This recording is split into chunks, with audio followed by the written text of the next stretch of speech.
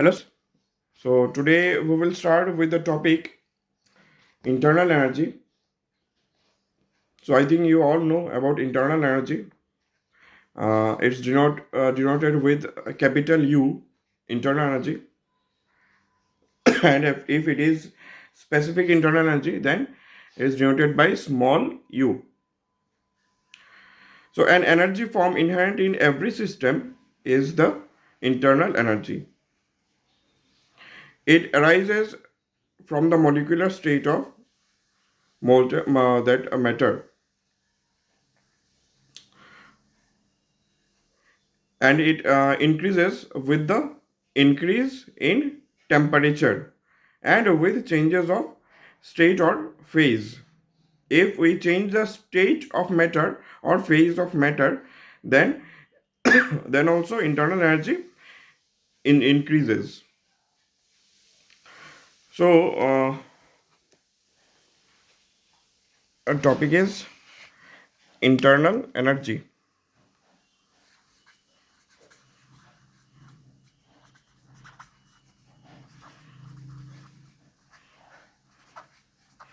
Internal energy,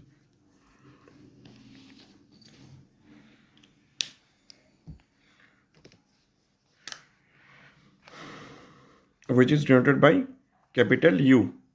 So this capital U is equal to U naught plus integration of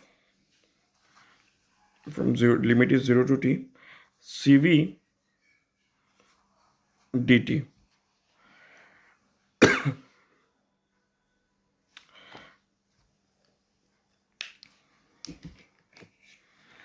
Now this u naught, this is initial internal energy, which is internal energy at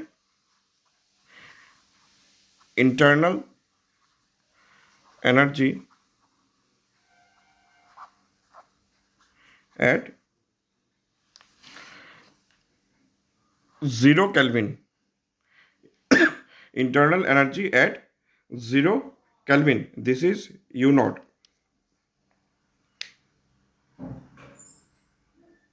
When two atoms are at infinity, we consider there is their energy is 0, and if we brought them together, then energy increases. So this cv, you all know what is cv. This is specific heat at constant volume. Specific heat at constant volume. Now I will draw one graph.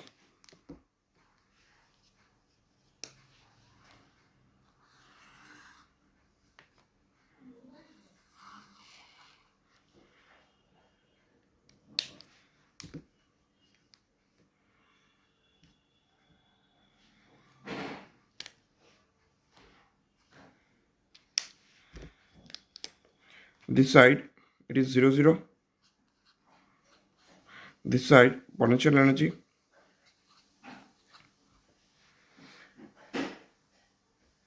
This side distance.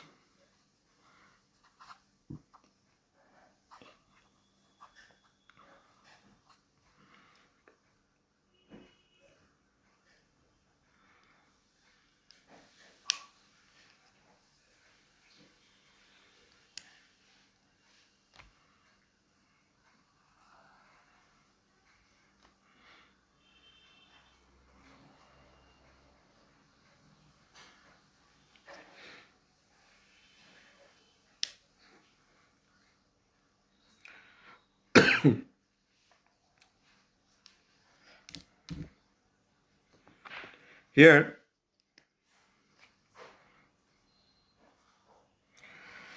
this is equilibrium. This is equilibrium.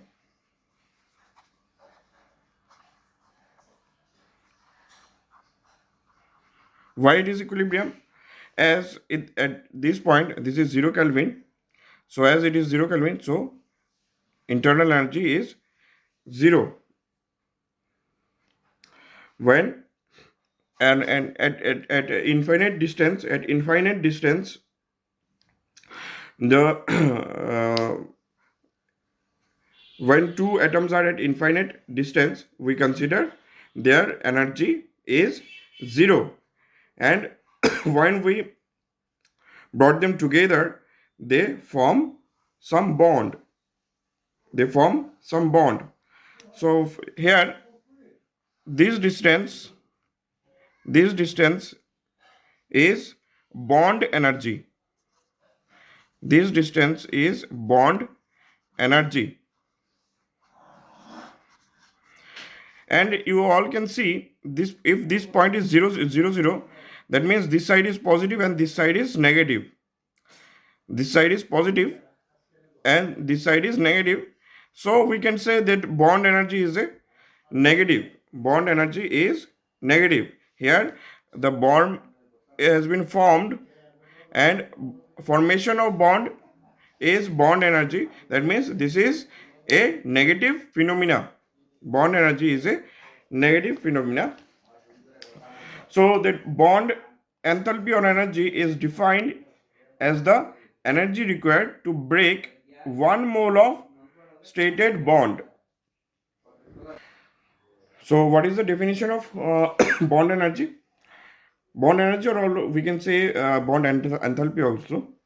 So bond energy or enthalpy is defined as the energy required to break 1 mole of stated bond. 1 mole of stated bond, if we want to break it, 1 mole of bond, if we want to break it, then how much energy is required? That is called bond energy or enthalpy.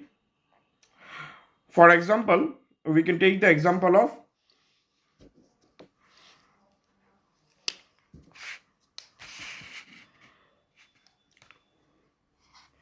OH single bond. OH single bond.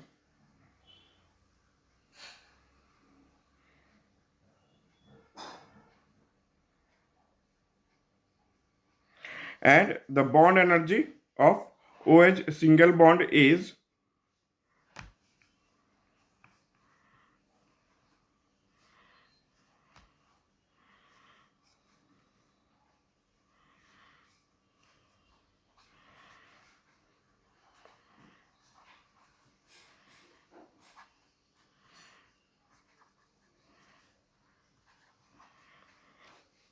463 kilojoule, 463 kilojoule per mole. This is the bond energy of a single OH bond. So what is the meaning of this line? That the bond energy of OH single bond is 463 kilojoule per mole. This means that it requires 463 kilojoule energy. This OH bond requires 463 kilojoule of energy to break the bond. So 1 mole of OH bond can be broken by we can break it by applying 463 kilojoule of energy. Here I also want to say that to break any bond, energy must be absorbed. By absorb some energy, we can break some bond. Therefore, bond breaking is always an endothermic change. Bond energy is always an endothermic change. Endothermic change means del H is always greater than 0. And on the other hand, we can say energy is always released upon the formation of bond. So if there is formation of bond, that means energy has been released from there. Therefore, bond making is always an exothermic change. Exothermic change, where del H is less than 0.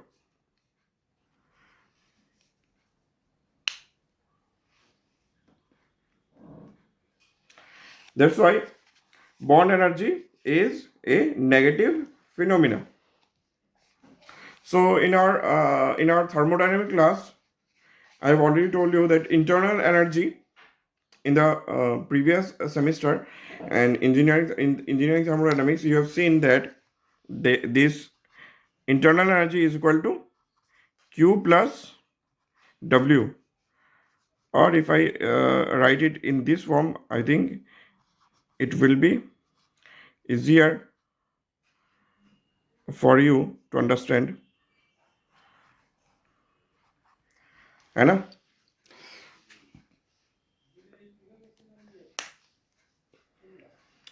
This part you have learned in your last semester. So this is also internal energy.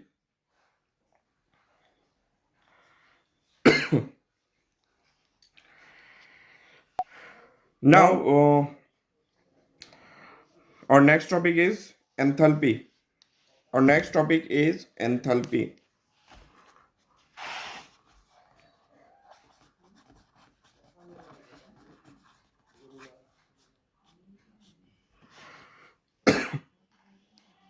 This term also, I think you all know about this term. Enthalpy is denoted by capital H. Capital H is equal to H naught plus integration of Cp dt. Cp dt. So this H naught, or this is enthalpy at 0 Kelvin. Enthalpy at 0 Kelvin.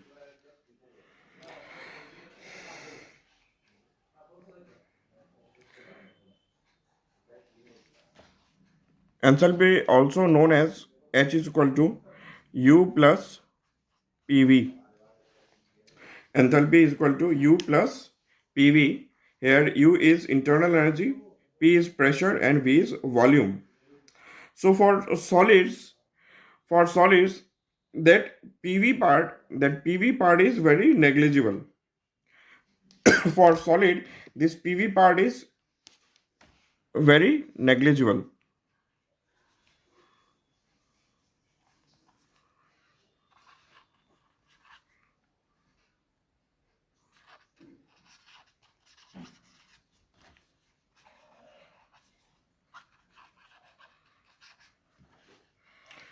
This PV is negligible. So for solid, we can write H is equal to U. For solid, we can write internal energy and enthalpy both are equal.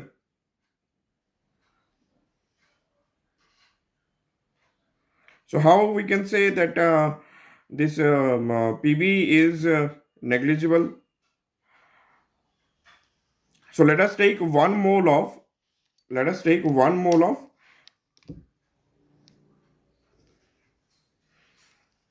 copper at 1 atmospheric pressure,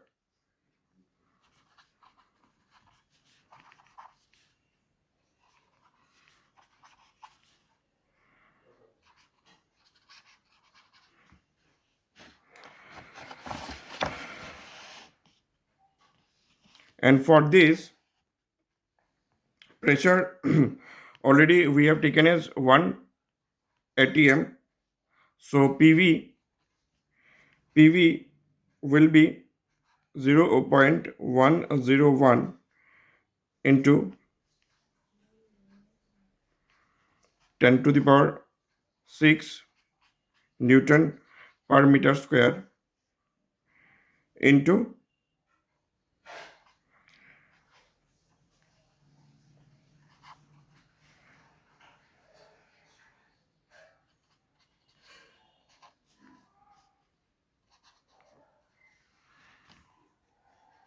PV. PV is equal to uh, as we have taken one atmospheric pressure and volume of 1 mole of that copper. This two is known for us, so it will come 0.716 after calculation joule. Newton meter means joule. So this is the amount of PV for 1 mole of copper. For the same 1 mole of copper, uh, for 1 mole of copper, which is having 6 mole of copper bond,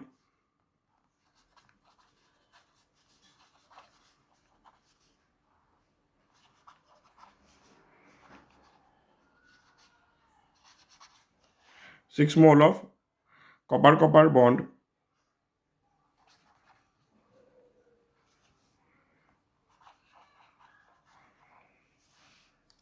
So the bond energy will be in this case. So bond energy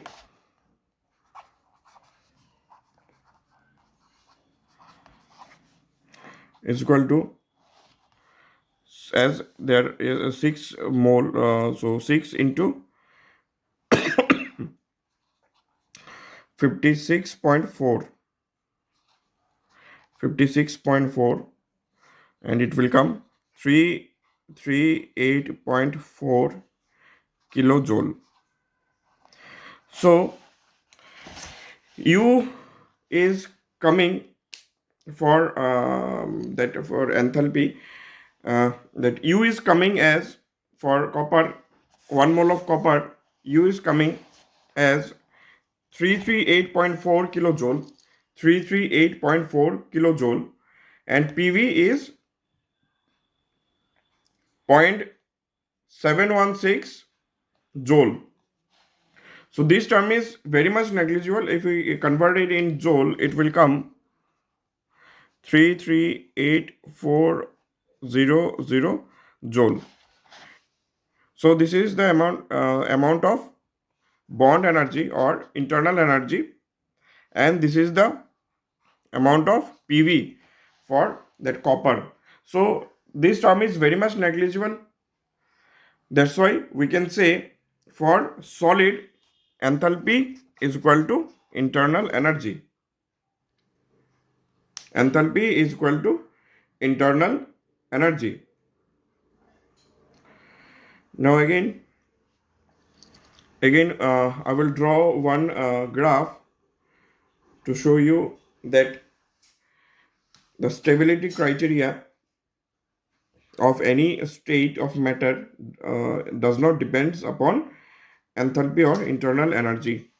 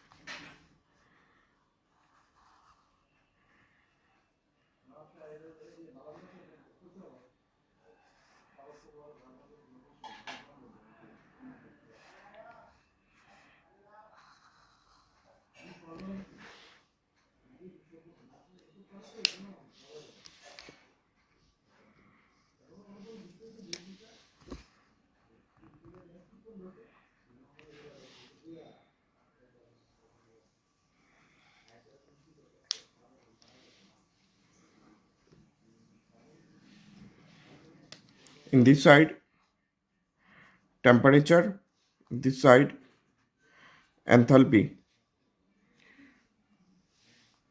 This is H naught.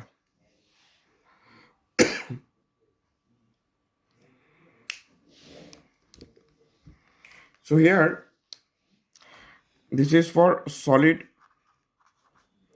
and this is melting temperature. This is melting temperature Tm,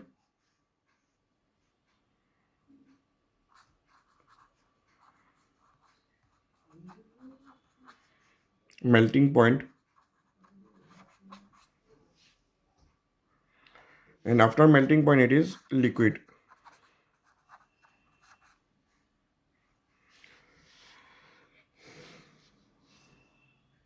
And this portion is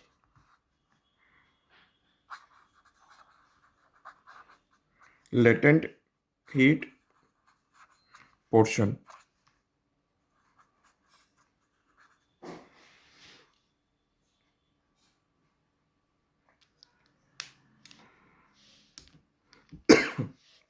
So here you all can see that for solid, enthalpy is less,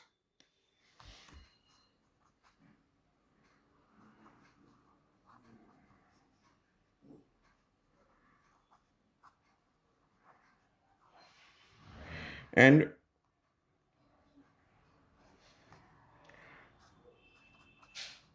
enthalpy is more than solid in case of liquid.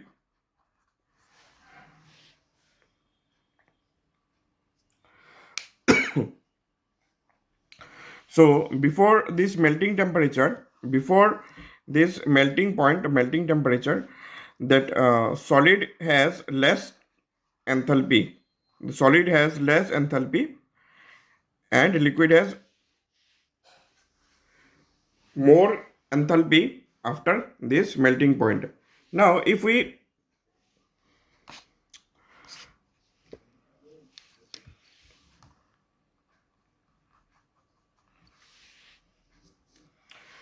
let us say we are extending this line in this portion after that melting point. In this case also, this is liquid form, this is solid form. This is liquid form, this is solid form. After melting temperature also, solid is having less enthalpy. And before melting point, we can say before melting point, this is liquid line, this is solid. The liquid has more enthalpy than this solid. So we cannot say that if it is solid form, then it is having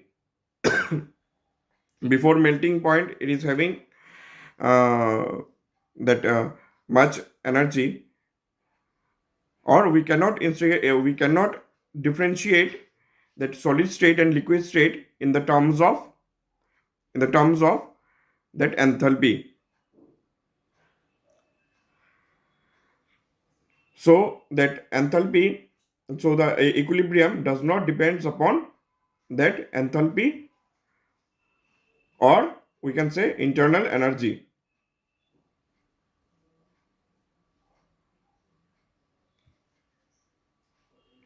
The enthalpy or internal energy, enthalpy and internal energy of water is always more than ice. Water is liquid form and ice is solid form, and the enthalpy or and internal energy is always more in water than the ice.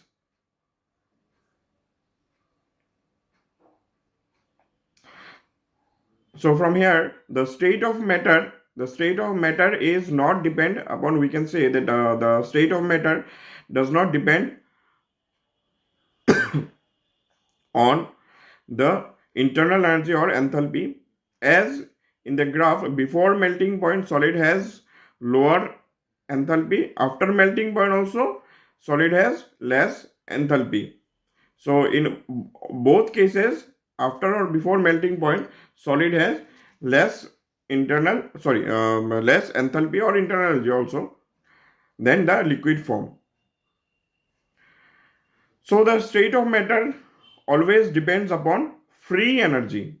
That part I will tell you in my next classes, how that state of matter depend on depends on that free energy. Now I only can say that the state of matter depends upon that free energy.